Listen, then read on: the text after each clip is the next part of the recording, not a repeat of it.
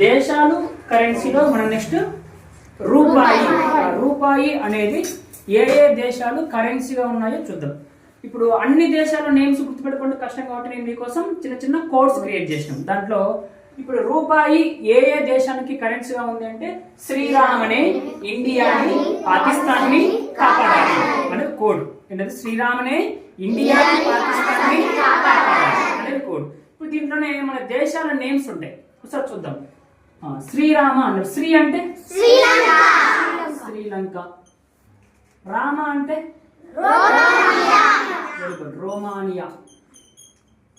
నే అంటే నేపాల్. ఇక్కడ ఇంకా ఇండియా అంటే సేమ్ అంతే, ఇండియానే. ఓకేనా. పాకిస్తాన్ అంటే సరిపోయిందా. సో రూపాయి ఏ ఏ దేశానికి కరెన్సీగా ఉన్నాయి? శ్రీలంక,